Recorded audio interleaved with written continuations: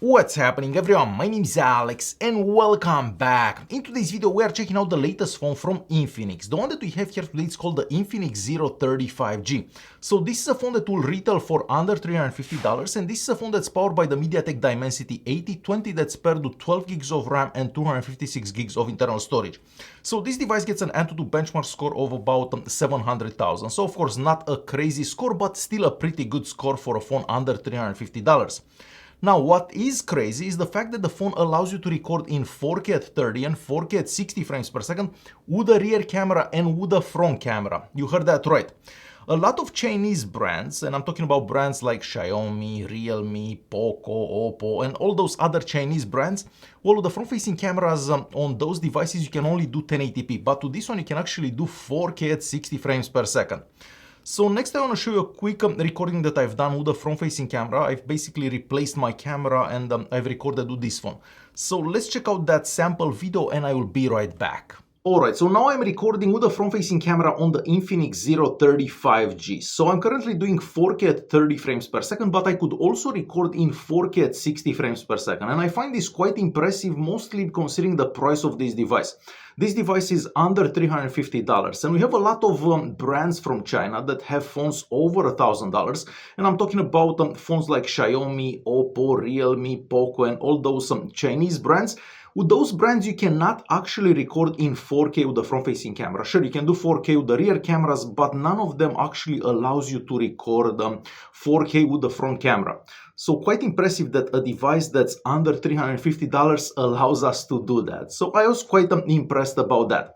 So this was a quick sample, video sample done in 4K at 30 frames per second. This so you can see how the camera performs and of course how the microphones capture sound. So for a phone under $350, being able to record in 4K at 30 frames per second in a dark room like here, I find that quite impressive. Now, of course, if you're filming outdoors, if you have a lot of light, the video quality from that front-facing camera will also improve. So it really depends where you're filming. Typically, all cameras do better if they have plenty of light. Now, another thing that's interesting, the main camera on the back here is an 108 megapixel sensor that also has optical image stabilization. Again, you don't really find that unless the phone is much more expensive. So next I want to show you some pictures that I took around the building. Here I took pictures during the day and at night.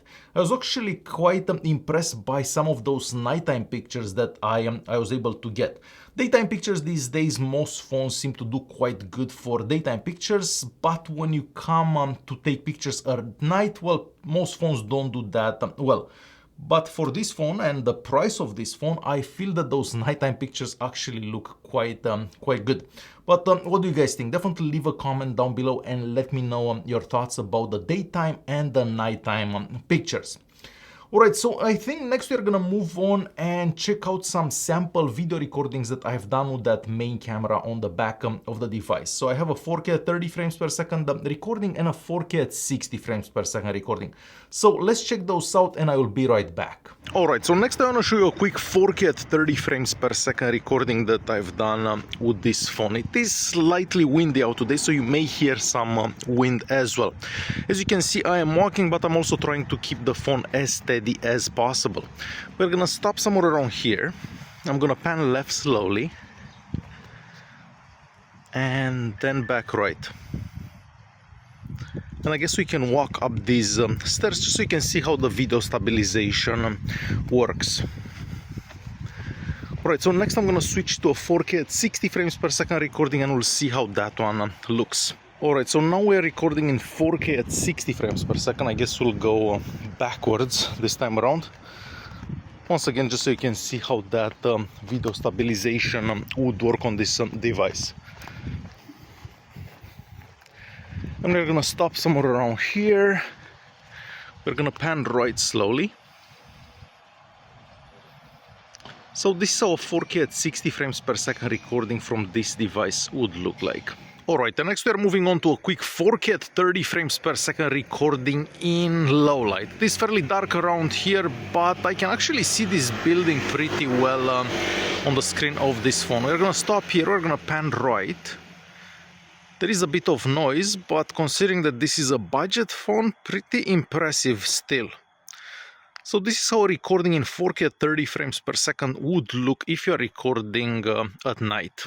Next we are talking about the screen, and once again for a phone around $350 the screen is quite good. So this is a 6.78 inches AMOLED screen that has a 1080p resolution and a refresh rate of 144 Hz.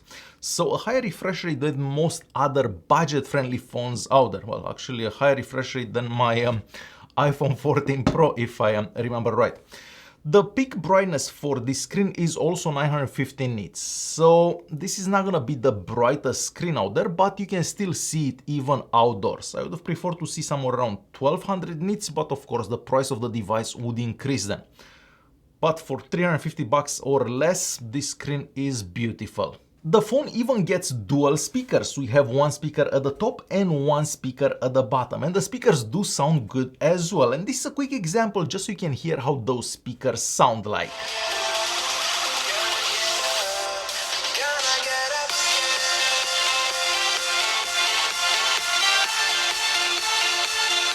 If you are still not impressed, the phone also offers fast charging, and you're probably gonna wonder how fast. Well, 3 times faster than my iPhone 14 Pro. So this phone supports 68 watt fast charging, and it actually comes with a charger in the box. Unlike my iPhone 14 Pro, that's about 1700 euros, that doesn't come with a charger in the box. So you can charge this phone from 0 to 100 in just under 40 minutes. And inside this device we also have a 5000 mAh battery, so you're not gonna have to charge this phone very often. So basically once a day it should last them a full day. What else, Alex? What else can this phone do? Well, I'm glad you asked. So we also have an in-screen fingerprint scanner. I think it works good, maybe not the fastest fingerprint scanner out there, but definitely works good for a phone under $350. The phone can also take 2 SIM cards at the same time. Unfortunately, it cannot take an SD card, so you can only have 2 SIM cards. You cannot have an SD card in it. And you can also make payments with this phone because inside it we also have an NFC chip. So there you have it. This was a super quick look at the Infinix ZERO 35G device. For the price, this phone is pretty much unbeatable. I don't think there is any other phone available on the market that offers the same value as this phone. And I think I've said this in a previous Infinix video. Infinix now seems to be what Xiaomi used to be about, I don't know, 5 years ago, when their phones were offering insanely good value. That's Infinix right now. Alright guys, hopefully you enjoyed this video. Thanks for watching, and I'll see you guys in the next one.